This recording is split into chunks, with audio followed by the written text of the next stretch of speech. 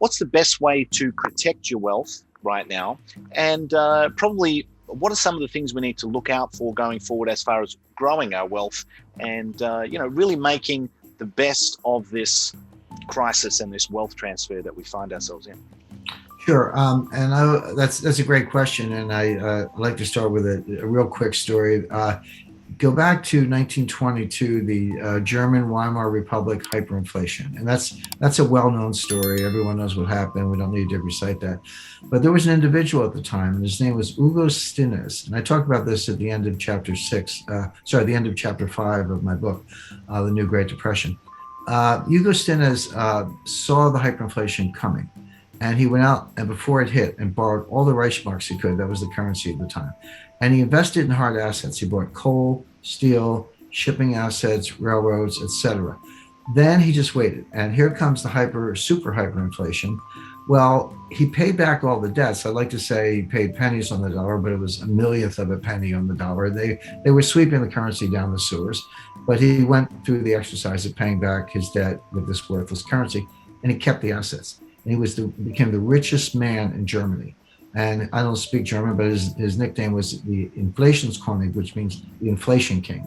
So the point of the story, and it's a true story, you can look up Hugo Stinnes.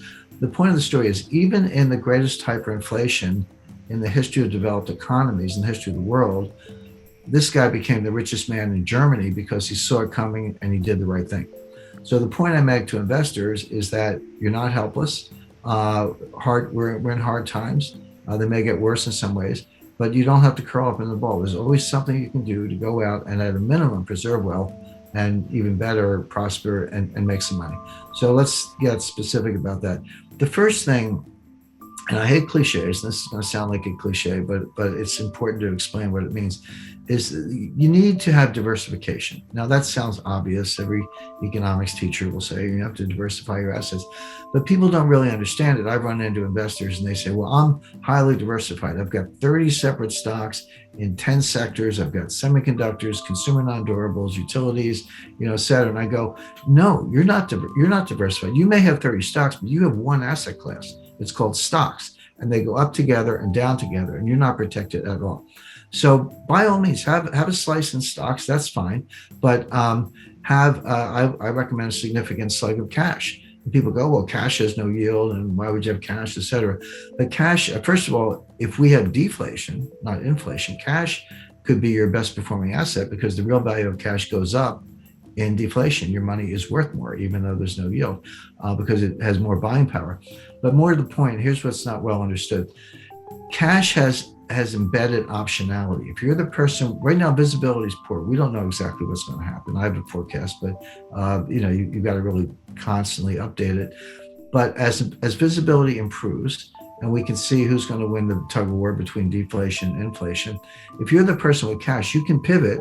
Maybe you want to buy more gold because here comes inflation, or maybe everything ends well and you want to buy more equities instead. Well, you can do that if you have cash.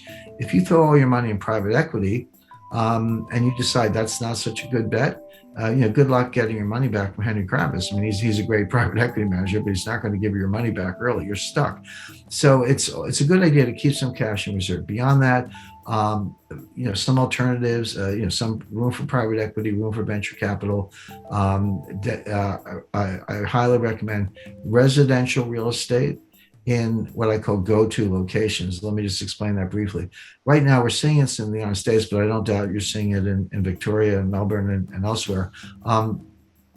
People are getting out of the cities. I mean, cities have always been a trade-off. On the one hand, there's noise and pollution, a certain amount of crime and high taxes and all that. But on the other hand, you have museums and cultures and great restaurants, and there's a lot of buzz, and people find it very attractive.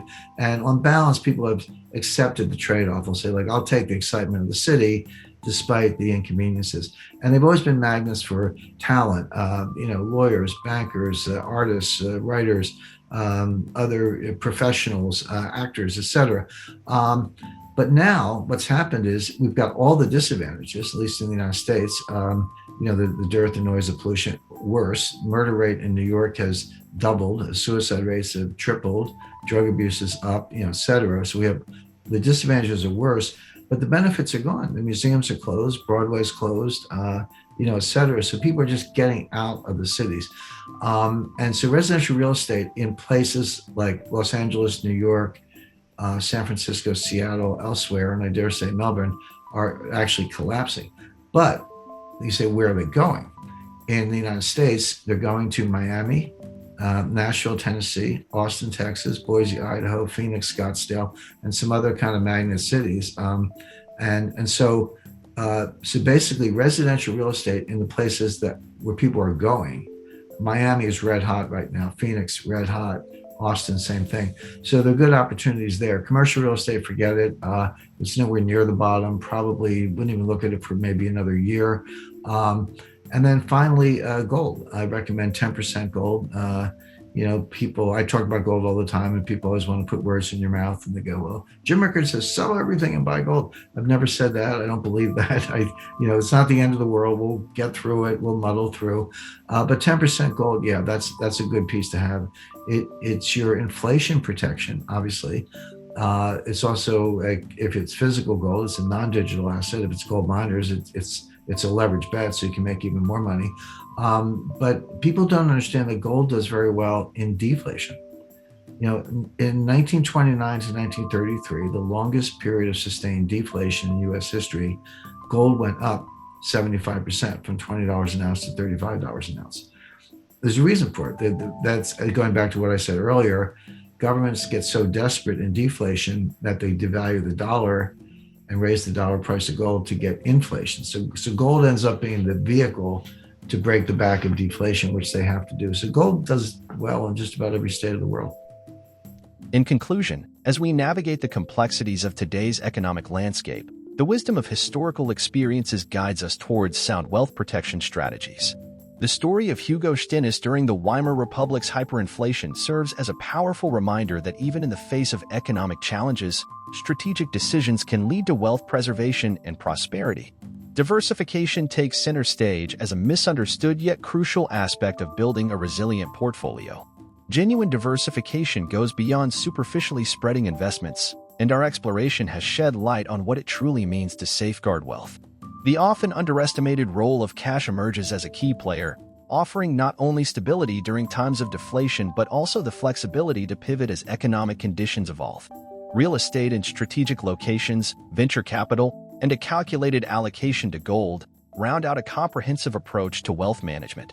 As we confront the uncertainties of the financial landscape, these insights aim to empower investors to make informed decisions, whether they're protecting existing wealth or seeking opportunities for growth. The path forward may be uncertain, but armed with knowledge and a diversified strategy, investors can navigate these waters with confidence and resilience. If you found value in today's insights and strategies for protecting and growing your wealth, don't forget to show your support by giving this video a thumbs up. Your likes and comments are not only appreciated but also contribute to spreading valuable financial knowledge. For more content on navigating the intricate world of finance, wealth management, and economic insights, make sure to subscribe to our channel. By subscribing, you'll stay updated on the latest analyses and strategies to help you make informed decisions in these dynamic times. Thank you for tuning in, and we look forward to having you as part of our growing community. Until next time, stay informed, stay empowered, and stay ahead in your financial journey. Subscribe now for more invaluable content, and I'll see you in the next video.